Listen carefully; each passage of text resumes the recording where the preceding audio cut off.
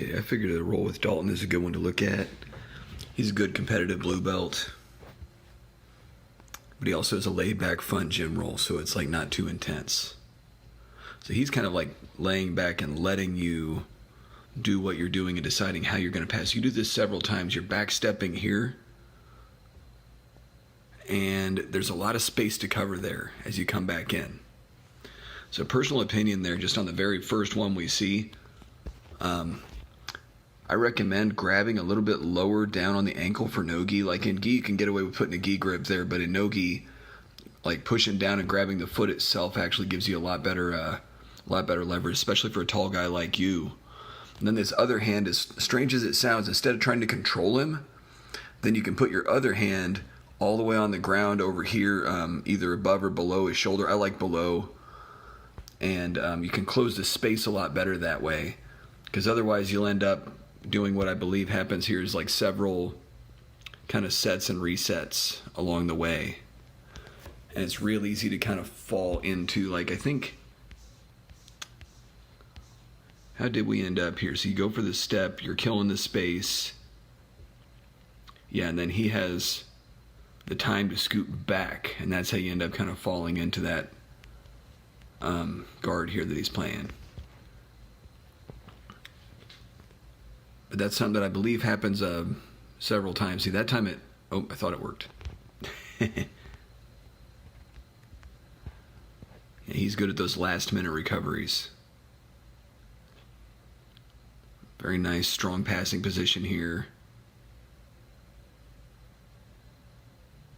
Looks like he's winning the hand fight to stop you from pulling up the arm, but he gave up the underhook.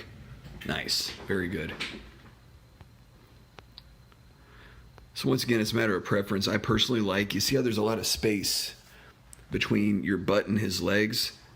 I always tell people to like try to scoot your butt back here into his legs and have your head forward, and that'll help you to maintain the control on these guys that are real wily and able to kind of load you up like they tend to do here. Oh, yep. I think you just felt your balance on that one.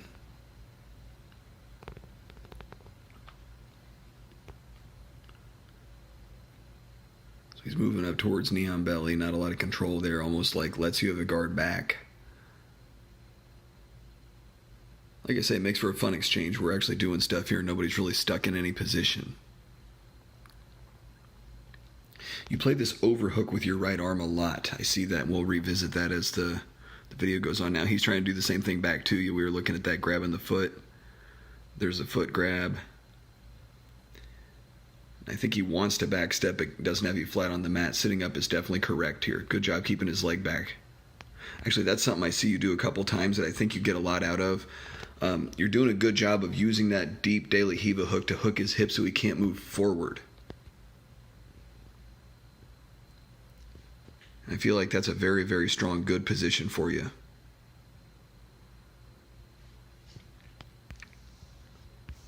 In this particular case, looks like he eventually won that battle to get past this leg. And it puts you almost in like a deep half type of situation where you got to move real quick. I say quick. I don't do anything quick.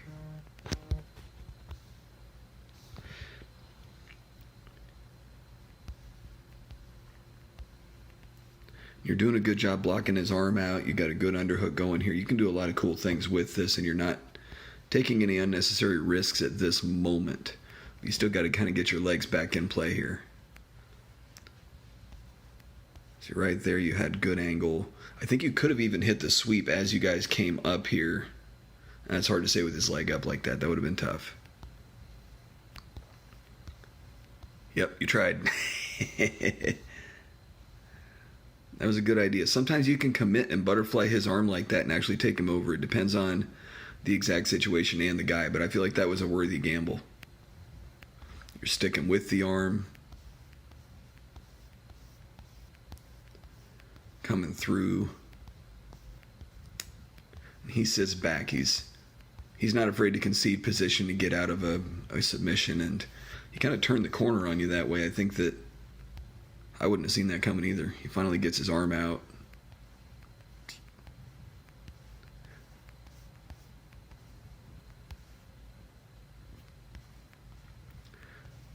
You're going back to attacking his left arm. It's something I see you doing over and over and over again, and that's good. I feel like you're a little bit off balance here. It's almost better for you to go into a sweep going this way off of this angle, and it's like you kind of got to commit to the arm lock. Oh, yep, you did. That was right. You're back on top. Good position. So yeah, this passing,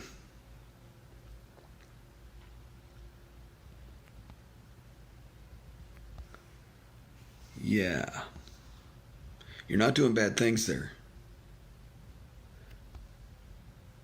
It's just a matter of establishing a control before you commit to that. Otherwise, you'll end up kind of in a random, wherever he puts you, guard. I like that leg pin. All right, the arm pin might have been a bit much. That's getting overextended there. What happened here? Are you going back for a leg lock or... Yes, you are. It's a bold move.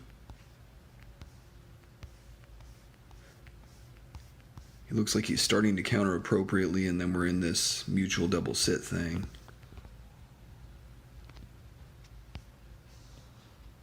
We're attacking this arm again. So it slipped and you just got his wrist, but you're clamped on pretty good there. I feel like you've got a good chance of doing something with this. You know, the omoplata triangle kind of position set here. I feel like you're doing good by having your head on this angle. As soon as you square up here, now he has the possibility of pushing your legs to the side. Let's see what he does. Yes. It's like on this angle, I feel like you can still kind of kick your leg over and probably threaten a triangle more than anything. You got to watch, because he might put his knee in your butt, and that's pretty unpleasant. It's way better than being stuck in this mess.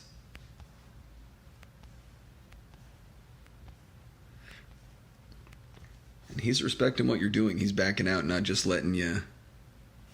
Looks like you're lifting that butterfly hook too. That's nice.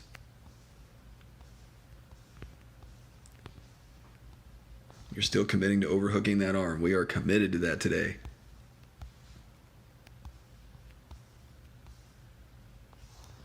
That was slick. He's kind of got the triangle half set here.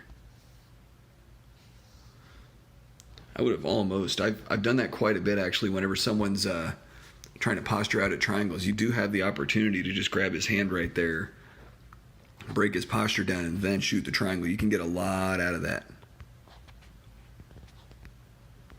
But it looks like you got other things in mind, and that's cool. So we're back, closed guard, breaking the posture down,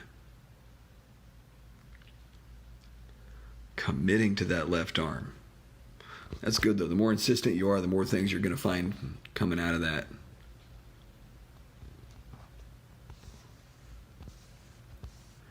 It's like we're resting and resetting for a minute. As soon as you open, where are we going? We're going...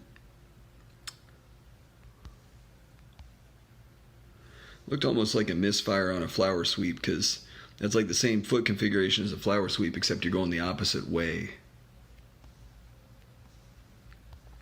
It did get you on angle though. Now you can set for like a scissor sweep or something more similar to that.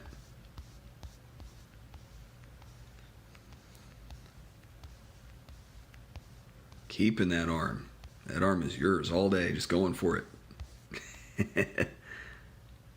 I do like that plan though. There's so much to build from it. So then what do you do when he does this? This is one of those things, whenever you fixate on a position, the best way to pick him apart is exactly that. You just do the same thing over and over again, and what are the possible responses? And this is a very obvious response. Is what if he pushes down your leg with his other hand? Let's see what you do. Looks like just off balancing him by leaning to the other side. That's not a bad plan. His leg comes up. I feel like that's another, like, one is once again just a golden opportunity to fire a triangle.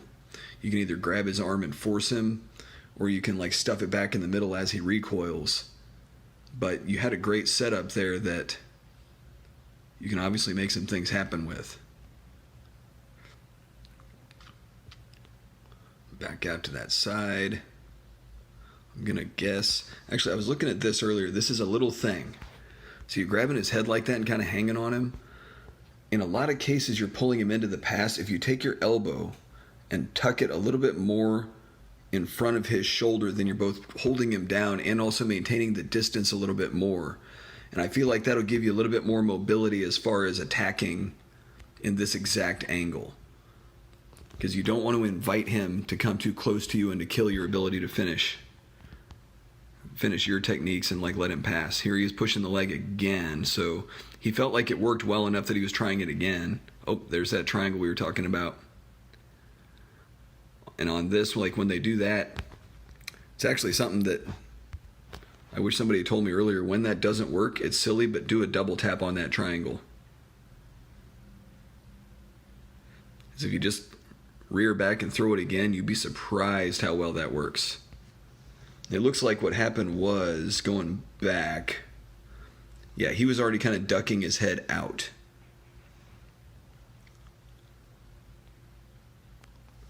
You go back to the arm.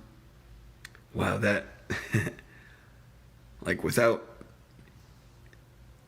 yeah, that arm bar is right there. I mean, like, you know, hindsight's always 20/20, but that could be possibly part of a series to work on, though, is like as he tries to duck out of that triangle, he retracts that hand naturally as he postures. Boom, right there. It is right. And then that fleeting moment is gone, of course. Looks like what made you let go of the arm? So you had the arm. Yeah, I think you might have sensed the danger on your left leg and decided to retract your leg and put it somewhere safe. At least that's my best guess here. All right, you're back on the angle. You're sitting up. Yeah, this is beautiful. This is a really, really good place to be. He's backstepping. And he's really not doing anything to control your upper body, so coming up is a good answer to that. He comes back up, kind of trying to capitalize on that angle, that opening. Whenever someone comes up with an underhook without blocking anything, there's that space that opens up. I've been practicing that a lot and telling the guys to do that, is all that's open. Like if someone's coming up from half guard, you can find that as an easy path to mount. Although I believe you end up back in half guard here. Yeah, you don't fall for that. Good. He's got a good butterfly hook going. Looking to spin and do some X-guard back take type of stuff. It looks like you're almost on the back. That was the first thing I thought, was you were trying to take the back when I saw that.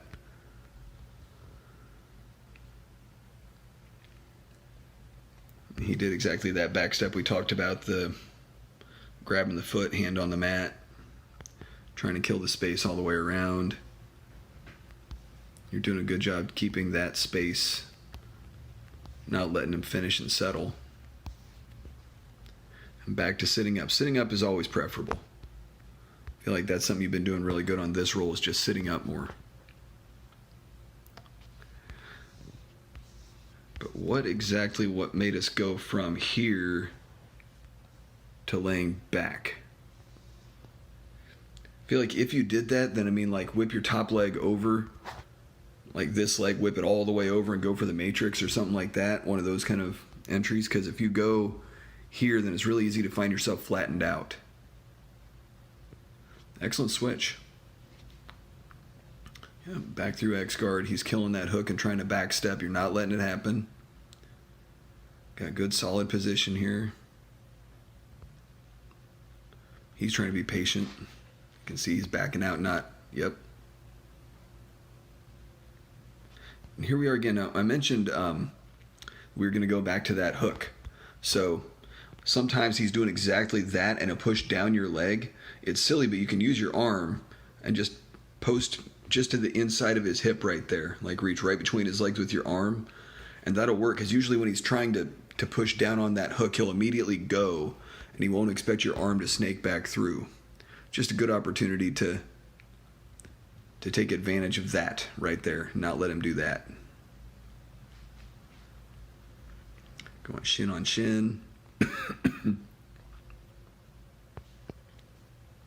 You're using your hooks really well here. You're switching between X guards really well. Looks like the deep half guard is a bitch, which I totally understand that. Let's see that right there. What caused the... Yeah, I feel like here, as soon as his knee is on the mat, you kind of have to come up here. It's like, in my opinion, your best option is to come out to this side and figure out a way to work kind of from your knees there, because there's no way you're going to dig under him with his weight on his knee on the mat like that.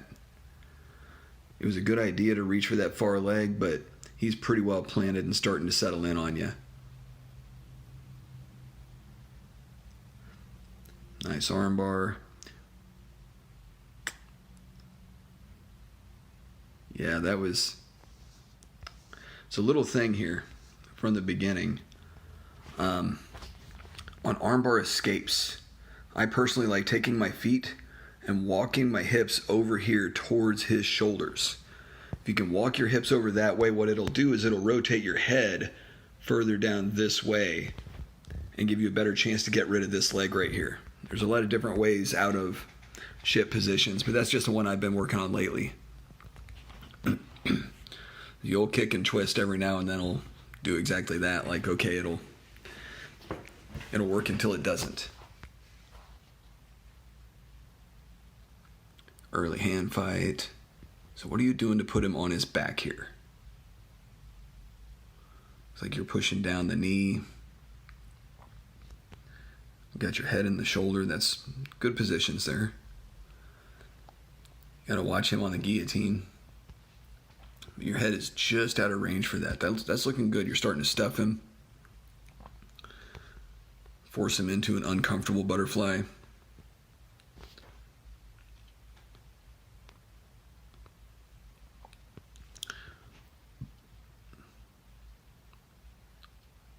Yeah, very good angle there.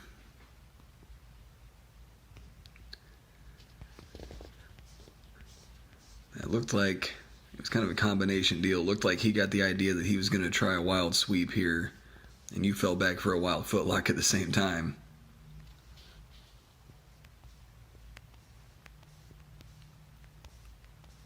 So in this situation, this is one of those things that, like, in gym rules I don't care about, but if you ever get out and compete, then I always recommend, when you get an ankle like that, try really hard to force his ass the correct direction and make it to where he's exaggerating. You're allowed to follow him if he goes the other way, but if you exaggerate going the correct direction, then you'll force him to over-exaggerate going the other way if that's the way you end up going, and you can finish belly down that way. Because if you just go that way, then depending on the referee, they'll dick you. You don't want to put up with that.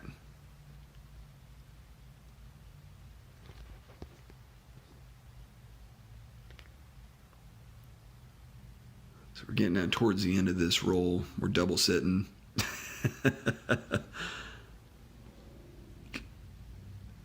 Yep, still looking for that arm. I admire the consistency there. That's good. The more you stick to that, the better you'll get at it.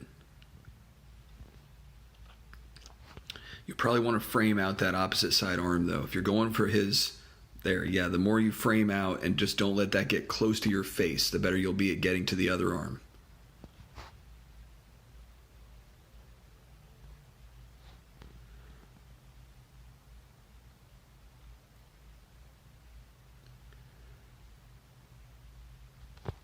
It's like this guard's looking a little bit loose. I would expect him to pass this if you play this loose too long.